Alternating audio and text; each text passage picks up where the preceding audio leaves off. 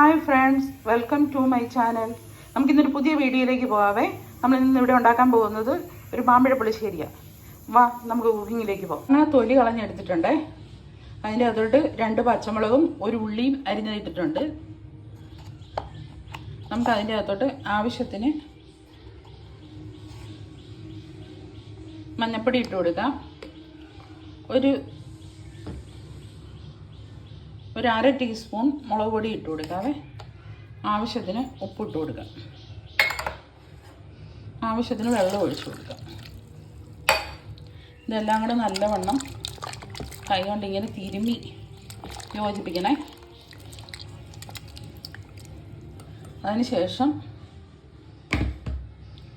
Gas on ചെയ്തിട്ട് പാത്രം അതിൻ്റെ മേളിൽ വെച്ച് കൊടുക്കാം. ഇനി നമുക്ക് ഇതിൻ്റെ അകത്തോട്ട് 1 ടീസ്പൂൺ പഞ്ചസാര,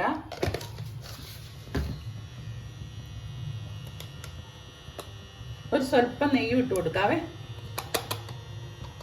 എന്നിട്ട് മൂടി വെച്ച് നമുക്ക് നല്ലോണം ഇത് വേവി.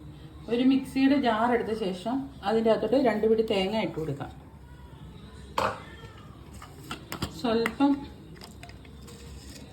നല്ല ജീരകം ഇട്ട് കൊടുക്കുക. ഒരു 1/4 ടീസ്പൂൺ നല്ല ജീരകം,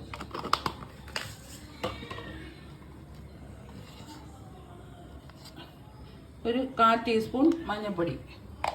ഇത്രയായിട്ട് നല്ലോണം അരച്ചോണ്ട് വരാം. മാങ്ങ വെന്തോന്ന് നോക്കാവേ. നല്ല അടിപൊളിയായിട്ട് വെന്തിട്ടുണ്ട്. നമുക്ക് ഇതിൻ്റെ അകത്തോട്ട് അരച്ച് വെച്ച് അരപ്പൊഴിച്ച് കൊടുക്കാം.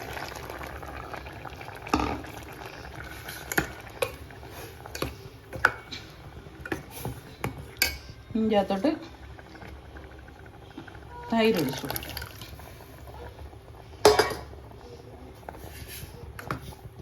ഇതൊന്ന് ചൂടാകുകയോ ചെയ്യാവുള്ള, തിളയ്ക്കരുത്, തിളച്ചാൽ കൊള്ളത്തില്ല.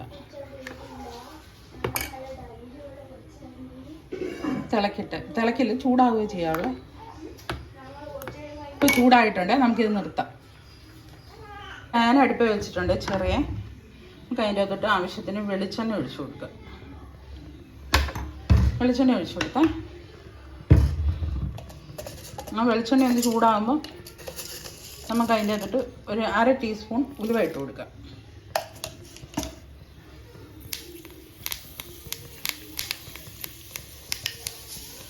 ഒരു 1/2 ടീസ്പൂൺ കടുക് ഇട്ട് കൊടുക്കാം.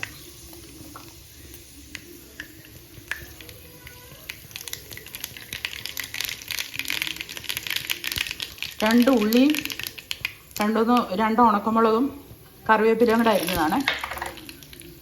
അതുകൂടെ ഇട്ട് കൊടുക്കാം അതിൻ്റെ അകത്തോട്ട്. അവിടെ കിടന്നൊന്ന് മൂത്ത് വരട്ടെ. ഇത് മൂത്തിട്ടുണ്ട്.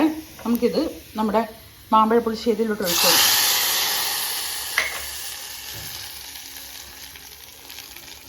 അങ്ങനെ നമ്മുടെ അടിപൊളി മാമ്പഴ പുളിശ്ശേരി റെഡി. എല്ലാവരും എൻ്റെ ചാനൽ സബ്സ്ക്രൈബ് ചെയ്യണേ.